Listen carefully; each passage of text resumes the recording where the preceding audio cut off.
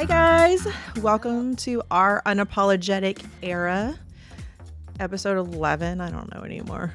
It's episode 11, and I'm gonna not apologize for both of us just being a scatterbrain mess today. It just is what it is. Either enjoy the ride or you can jump. You can jump off if you want. It's gonna hurt. The landing's gonna hurt. It's a long way down from way up here. This is where my standards are, okay? Oh, yeah, okay. I'm not one of those.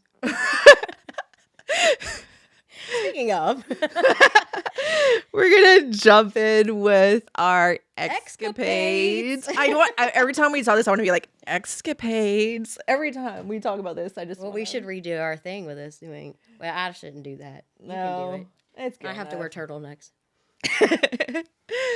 So, we'll let Leah go first. We're gonna extend of what we did last time. Okay, so my EX-CAPADE is an extension of last time's No, I don't know if it was last time. No, a previous one where I told a story about an ex that that came over and did sexy time, and then he left abruptly because clearly a woman texted him, and then he tried to pretend like he was an invisible person at his house where I could hear him and her talking. Well, they were whispering in the bedroom. First, let me say before I say anything else, I immediately told him, because him and I are friends, I told him that I told this story, which he was not super happy about it, but he understood. And then he apologized. And I remember I told you, I think I even said in the episode, I said, he would sit here right now with us and laugh about it because it is funny. Right. But he would not acknowledge that he actually did it. Right. He did acknowledge it. Therapy does help. He's not perfect, but he is a better human being. And I have it in writing. I have it in writing that he was sorry, and he did acknowledge that what he did. He also tried to tell me some BS about how he wanted me back, and so he was trying. He didn't want to have to deal with the BS of me being upset, but that he went on a date with. His story was he went on a date with this girl, and they weren't vibing. That's what he said. She was at his house in his bed. You ain't vibing. She came from an hour away. He said she came from an hour away. That's close enough to go home. He's probably still lying, but we're going to pretend like he's not, just for the sake of the story. He said that they weren't vibing. They went on a date, and that he went over to a friend's house, and he was like, obviously I didn't know he'd been on a date, and him and I had been texting, and so he came over, and then she texted and was like, where are you? And he freaked out, which is exactly what I knew happened. Also, I did not tell in the story that I confronted him then, and I was like, no, I know you very well, and your whole demeanor just changed.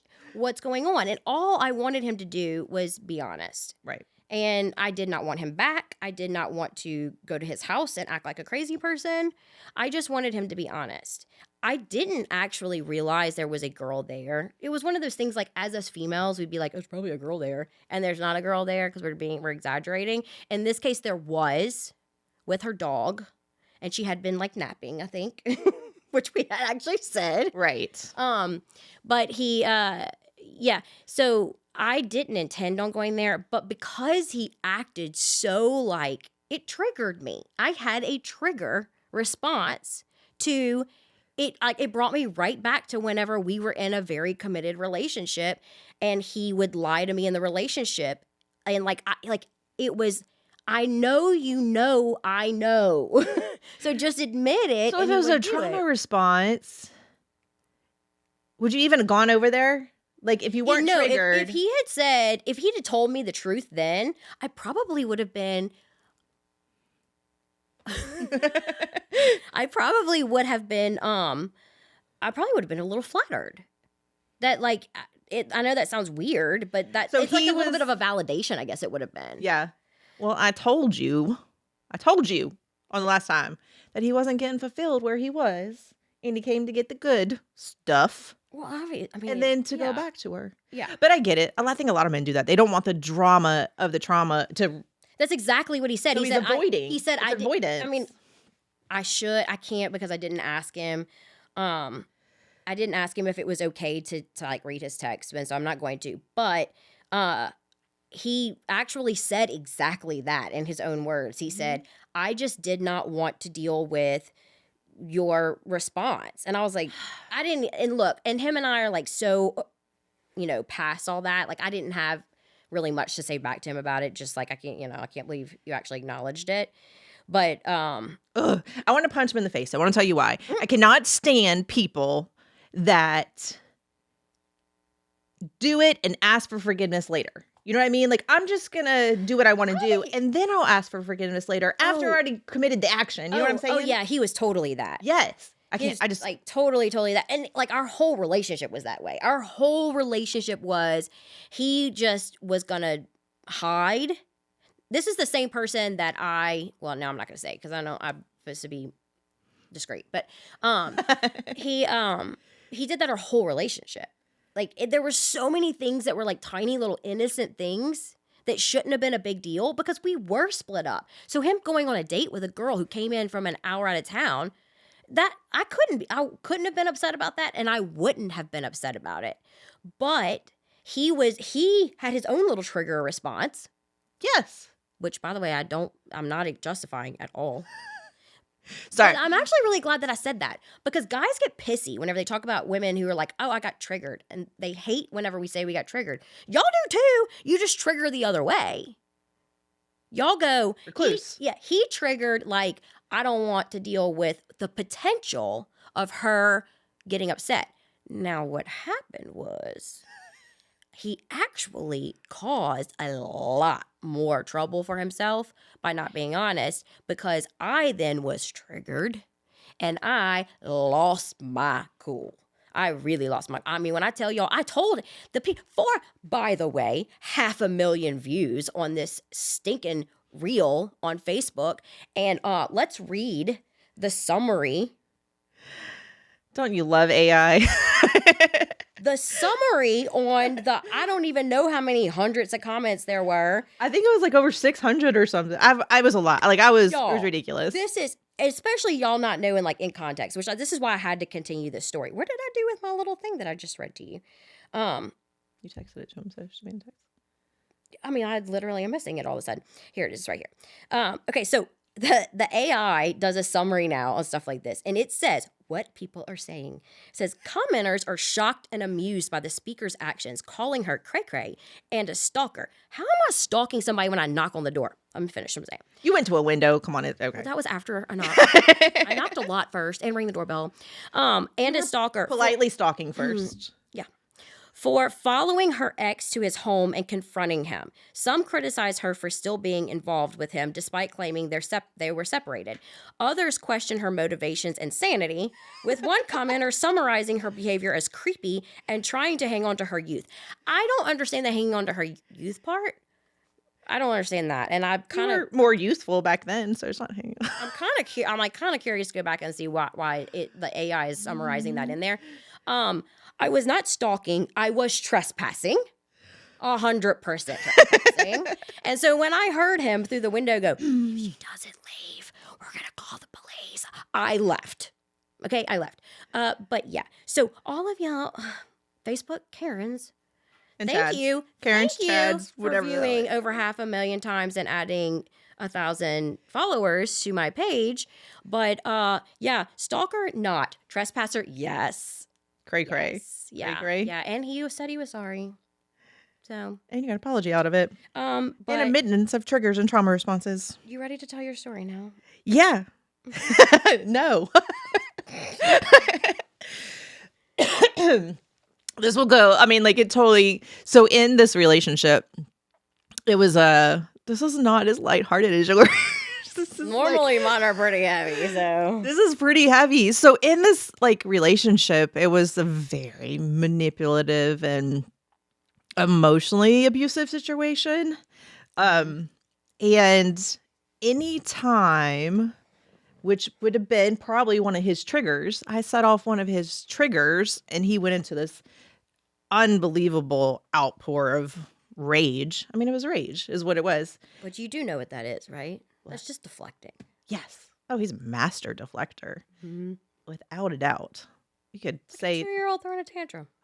Was it ever? I'm sorry, finish your story. No, I don't even know. Like it really was. It But was when always you're in it, it messes with your head so much. you don't even realize it. Yeah. You don't even realize. And then the lack of knowledge of what my triggers were Mm-hmm. and And you not to- spiral when you're triggered. yes. So you're not thinking rationally. No, you're not thinking rationally. But I also think trigger response, I'll finish my story, but I also think trigger responses and trauma responses a lot of times come from a reactive abuse. Oh, yeah. So yeah. for me in this scenario, it was definitely a reactive abuse. Which I think most emotional abuse and verbal abuse I think, cause way more of that than... Right, because it's a physiological instinct that you can't... And it's mental warfare. Control. It is a mental warfare. Mm-hmm. It's a complete effing... You know what battle you're... Like, when you're triggered like that, you're like, all right, I'm in battle. Right. So when these situations would escalate to such an extreme, basically, I'll just tell you, he would take my phone away. So, or either break it. Yes, sir. Or we lived on a really big property at the time, and it was just like we had a couple lakes around us and stuff, and like it was a family like commune kind of situation. Mm-hmm. So there was twice he took my phone and threw it in the lake. So anytime that sounds expensive. 6 phones in 2 years. I did. I think it was 6 cars in 2 years. I think it was either. I think it was 6 different kinds of trauma. But so basically, what he was doing was, and so that I couldn't reach out for help. 1, couldn't call anyone, couldn't get help in these reactive abusive situations, or these, even say physical abuse situations. I was locked down.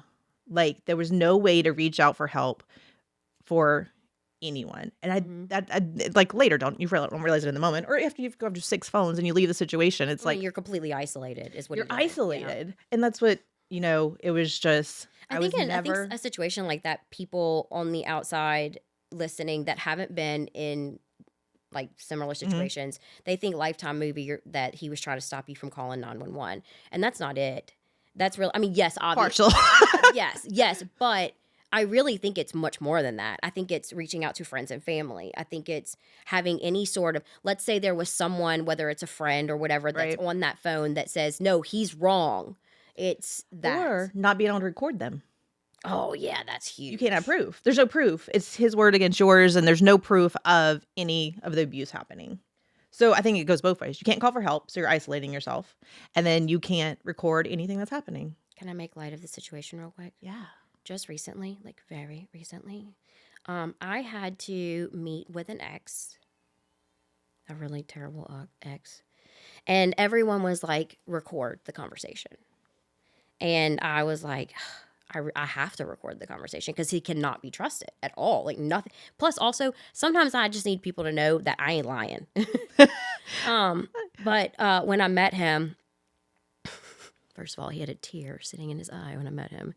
But besides that, I did have the recorder going. And I sat the recorder down. You're really going to die. I haven't even told you this. I sat the recorder down on the table. And I realized when I sat it down that I sat it down face up. And even though it was like dark, I was afraid I was going to hit it and it would show.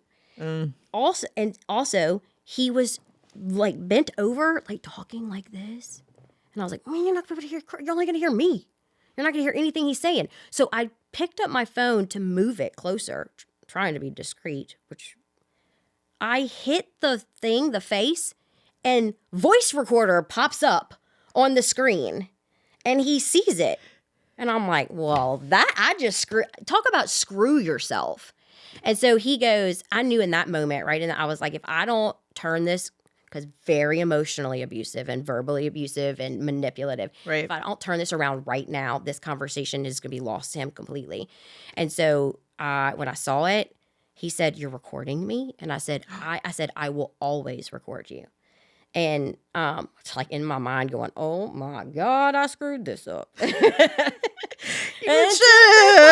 Always, I screwed this up. And everyone's going to be disappointed. And so I didn't turn it off though. And he goes, I really don't want you to record me. And I said, I'm sure you don't.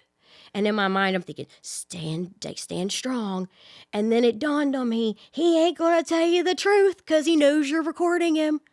So I, in front of him, turned it off in hopes that he would be honest with me. He still did exactly what I expected him to do, and I just don't have proof of it now.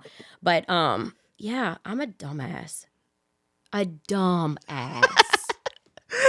If I had an attorney, she would have been like, I can't help you. I can't afford an attorney. Oh, but that goes back like, well, you don't. I was thrown back into that entire situation all over again, though. Right. It's another. That's what I'm saying. It's a trigger. So you want. It's like, and you reach when you become a little emotionally smarter when you leave the situation. It's like you just want to be heard and given the grace from other people to believe, like you're telling the truth. Like this is reality. Ooh, you hit on something big, Dirk. I think my childhood. I say I think because I've kind of personally figured this out and I haven't had a doctor tell me. But I think my childhood trauma is not being heard. I don't know what my parents did or didn't do that might have caused me to feel that way. And I don't know if it's their fault or not. Like, I don't know what caused it. But being heard is my thing. Like, I just want to be, I don't even care if you understand. Just hear what I have to say. For some reason, that's a thing for me. I don't know. Interesting. But with the recording situation, I did a lot of talking in that conversation, and I don't regret a word I said, and I didn't stutter on anything. But I know he didn't hear a damn word I said. No, he was only there for his intention. He was there to guilt trip, essentially. And when it comes to my children, I'm going to do what's best for them. Right. Or I'm going to attempt to. I'm not going to play anyone's mental warfare to play it or to try to win. I'm going to, when it comes to them.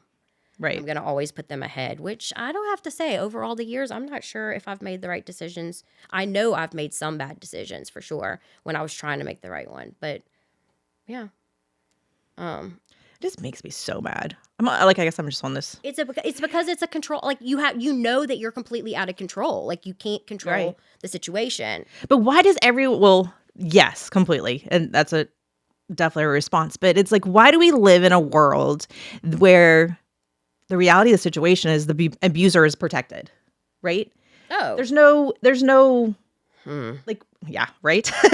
I want to go down a road that we cannot go down because I don't feel protected in going down it. But, that's my point. But they're protected over the is not set up to protect. I'm not even going to say victims. It's not set up to protect children who are the ultimate. I know. We can't go down, and we won't go down there because that's something that I feel like I almost would want somebody who's like educated and works within that to sit with us, right? To have that conversation. It is a world that until you're on the wrong side of that world, you don't realize that world is actually real. But they spend so much time before you even realize this, and you kind of touched on this, it might have been like episode 1, is that they spend so much time outside of you convincing other people that you're the crazy one. And I'm talking about for years, or it could be just consistently for a month solid, that they're laying the groundwork. Yes, absolutely. They're not, and they're like the type of person that we're talking about. We're not talking about your like everyday average manipulator. We're talking about on the narcissistic scale of extreme. It's very, very well played. Golly, if I only had the time and energy. This will take us like 10 episodes to cover. Yeah, I have a personal situation that I will never discuss on this show, but you'll know what I'm talking about. That people ask me all the time, how could that happen? Like how is that even possible? That's not possible unless you did something wrong. The people that are protecting the abusers are not. You have no idea. Once he gains your trust, and I trusted him at one point too, but once he gains your trust, you don't realize that he's watering a seed that he put in, and that is your flower that's growing. And so it's your thought, it's your decision, it's your opinion. It's not what he told. He didn't manipulate you and control you. Those are your thoughts and your feelings. Right. That is somebody that I tend to fall in love with. But that And why? Well, that would be a whole episode in itself too. but that's a trigger response for me. Is that now when I look at it, I don't have to be in a relationship. It can be anybody. I don't believe the words that are coming out their mouths anymore. Oh, Your actions have to follow what you're saying before I will put faith and trust into you. yeah. And so that's totally a trauma I think response. that's why I struggle so hard with this whole dating thing in this world, because I can't have the small talk means nothing to me. Absolutely nothing. Right. Because there's nothing genuine about it. And that's how you basically scream from the rooftop is just plan a freaking date. Plan something. Like put your actions and if we behind have everything. a whole date that's not genuine, I don't go on a second date. Right. But face to face, given the opportunity, if there's no there should be somewheres where there's some sort of connect. But like I've said earlier, like I personally, in my past situations, the scar that's been left is trusting my own instincts and trusting my gut. No, I don't trust other people. And I feel like that's okay. Like, to an extent, we shouldn't trust everybody or trust anybody. Like, we don't be gullible. Right. But I don't, I need to learn how to not love myself, but trust myself. Because I do love who I am, and I'm proud of the person that I've become, but I question her man decisions. But even sometimes, taking a job. It's not funny, but I'm sorry. No, it is funny. No, it's funny. Even taking it, so many times I'm like, this is a good job. This is a really good job. Do really good. And then I'm like, this is a bad idea. How could I be so dumb over and over again? I can tell you what my perspective, can't speak for you, but being a trauma response and making poor decisions is can't trust my gut anymore. Yeah, that's what I'm saying. It's just too much to. After the last breakup, I think I cried way more about the fact that I had trusted him so much. Yeah. And then I was like, I'm an idiot. I'm just an idiot. What am I going to do? How am I ever going to find my person whenever I can't trust myself? Yeah, I get it. But there's also some very weird triggers for me that I haven't learned. It took me a long time to learn these. But so in the emotional abuse, there's things that he used to do, like he would keep me up all night. Okay, that's psycho. That is He would psycho. keep me up all night to bombard me to the point where I wouldn't ever sleep. And then he would pass out and go to sleep. And it's 6 o'clock in the morning. And I'm like, Yeah, but you're afraid at that point to go to sleep. right. And I just don't. So I mean, you go to work and you just move on with your day. But I still to this day have the hardest time just falling asleep. Something is, even if I'm by myself, even Interesting. for spending all that time of being bombarded, of being kept awake and screamed at and yelled at and manipulated, is that I still can't even till this day fall asleep easily. Okay, so while we're talking about things that are really crappy, and I'm sitting here and I'm processing what you're saying, and I'm thinking, do I have something similar to that also? What are my scars that are left over from that? Yeah. And I'm thinking of all the different things that were insane. Because when you just said, I was like, yeah, that's psycho. And I'm like, huh. Somebody posted in a group, a local group yesterday or the day before yesterday, that they went through their boyfriend's vehicle and they found a bag full of this is weird, a Crown Royal bag full of thongs. And they were like, should I ask him about it? And I'm like, triggered. Well, I have a story where I went through an ex's, he wasn't an ex yet, we were together, an ex's vehicle, and found at the very bottom of his console in the middle, I found a envelope full of condoms, and we had never used condoms before. And so I was like, what the fuck? Excuse me, I don't know if I can say that. But I was like, what the hell? But also I was beat down at the time too. So I took it out of the vehicle and I kept it to myself. And he had no problem telling me about it once it was missing. He came busting into our house. It was probably only a day later. And he came busting into the back of the house.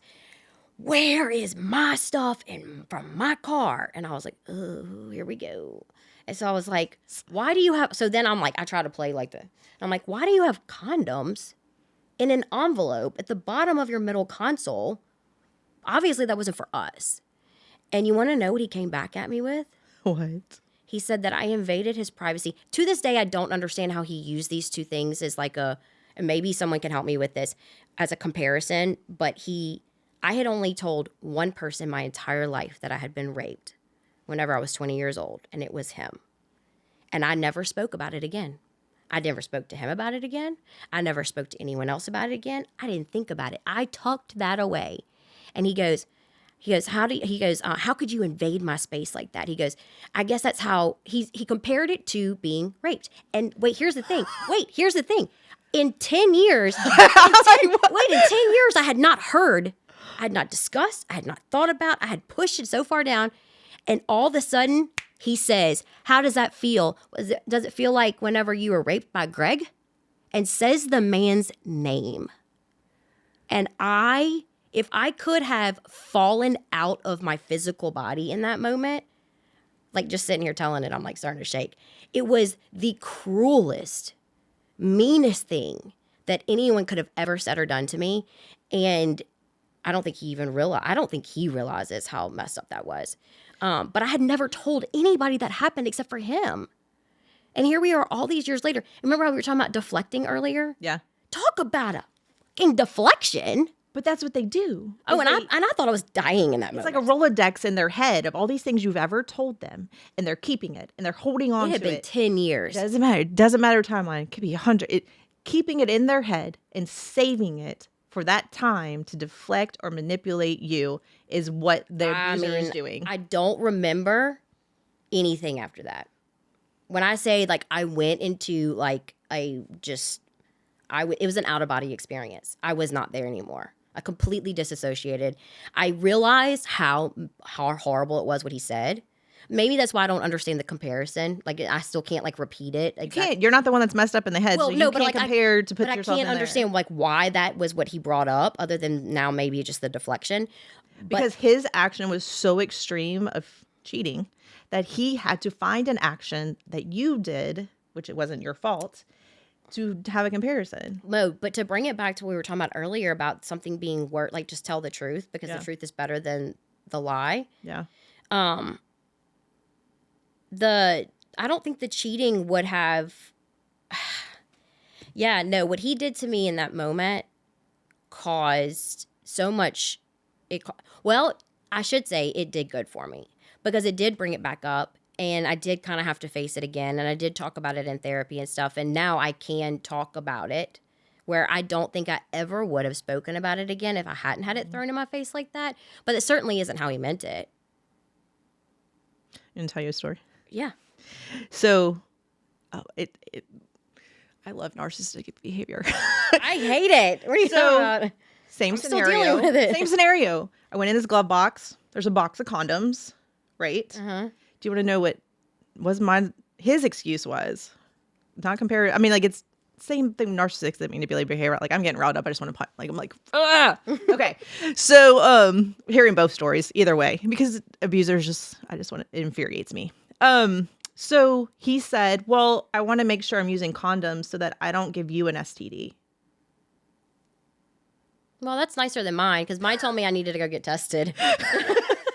Literally told me that whenever he finally tried to like, I guess, win me back over or something, he was like, I'm such a terrible person. I've been a terrible husband or ex. And he said, quit putting your dick in other people. That's all that takes. Well, and I was like, how many people did you cheat on me with? And his response was, I don't know. And I said, do I need to get tested? And he said, yeah. We live in parallel lives here. And this is the point where we're friends, but we weren't. Like, we didn't talk on a regular basis when we were both experiencing these life things. Because he did the same thing to me after the fact. He's like, you should probably go get tested. Same thing. How many people have you been with? Which, by the way, was he there with me when I had to sit with my OBGYN who delivered my child and tell her the man that she had standing next to her deliver my child with me? I need you to test me for STDs because he's done X, Y, and Z. He didn't face that fire. I faced that fire. Right. I faced that humility. And then I remember her and I doing that and I knew that we were out and I was going to be not in a committed relationship. And so we talked about birth control and putting in, whatever. And I remember sitting in that lobby and just sobbing because I was like, my whole life is over. Like, these women are in here and they're pregnant and they're bringing life into this world and they're so happy. Well, you would hope they were. Is that a way? Well, it seemed that way. Yeah. And here I am, I'm getting tested for STDs and talking about having birth control put in me because I know my whole family's falling apart. He didn't face any of that. Nope. In fact, you want to know what he was doing? You're talking about getting fired up. He was making a list of things to present that made me unfit to take care of our children. That's what I told you. They're laying the groundwork to everyone else to perceive you while differently. I'm pulling every bit of strength out of my body to do things that I never thought I was going to have to do. Love, it makes me so mad because love does not have to mean there's drama. Like, No. Love doesn't have to be drama. And we learned our lessons the very That is freaking why hard I way. stand so strong on finding a man that can truly lead and be my safe place to rest. Mm-hmm. Like, give me a safe place. I want to be your woman. I'm not trying to live off of you. I'm going to contribute. But at the end of the day, give me a safe place emotionally, spiritually, physically to rest. We all need the peace. Mm-hmm. Yep. And I will give it to you back twofold. Easily. Absolutely. Easily. Like, I know myself. I'm a good partner. I am. Am I perfect? No. Nobody is. But I'm a good partner. And I'm not giving anyone else that again until they're a good partner also. I think that's fair. It is fair. Have no stuff. And gray sweatpants guy ain't gonna do it. Gray sweatpants guy would probably make a list. All right, guys. That was. Wait, was that really how we're gonna end this? What do you want to say? Like, I don't know. I mean, there's so many. I will say this: we're on TikTok Live right now. Woohoo! And we're expanding everything. We will start having guests. I have our first guest. Although I really wanted it to be Peter, it's not gonna be Peter. It's gonna be a friend of mine. His name is Josh Terry, and he's amazing. And I love his heart so much, and he's going to be a really good person for us to talk about these things with. And so we'll get that set up sooner than later. But we're going to be doing pretty much an episode a week now, huh? Yeah. Yeah, so we'll be dropping an episode a week, and we're going to start doing more lives and stuff too. So there'll be a lot more of us. And so you can bring your Karen asses over. We can talk about it more. Yeah, absolutely. Well, that's it, guys. But please, just come subscribe and follow us and support this journey because this is. Oh, I want to say this before we get off too. The reason why we do this is because, like you just said, you were like, we're parallel. The reason why you brought this to me and you said, will you do this podcast with me was because we were living parallel lives in different states and ended up like divorcing and going through these things at the same time. Very, very similar situations. And here we are many, many years later, finally being able to speak about these things. Absolutely. Still scared, but Scared shitless. Are you kidding me? I don't think my parents I don't knew know. was I don't know. Sometimes I don't know if sometimes when we end, if I want to like go punch a wall, run out to the street, get hit by a car, or throw up. I will give us a lot of credit. We do this completely sober, and I don't take meds. I don't take any meds. In fact, I think I had an upper before I came in. This is very nerve wracking for us, and even the lighthearted stuff. Like, I'm not trying to piss people off. No, But I stand firm on what I believe in. I'm tired of being silenced, and I'm tired of being quiet because there's so many people out there in our scenarios that are being quiet also, and that are reaching out and saying, "Holy crap, I'm not the only person." On both not only on our trauma stuff, but on the lighthearted stuff too. Because I really feel like, although women are in this feminist phase or whatever, like they feel like they're not really being heard. The good ones. But it's not just, it's men and women. Oh, I agree. It's both ways of what responses we're getting. And the more we do this, the more I'm learning, and it is so interesting. I am so not a school person, but I could totally learn this way. We're schooling you people. We're schooling you. Y'all schooling us. I appreciate it. All right. Well, that is our Unapologetic Era, guys. We love y'all. Go subscribe. Peace out,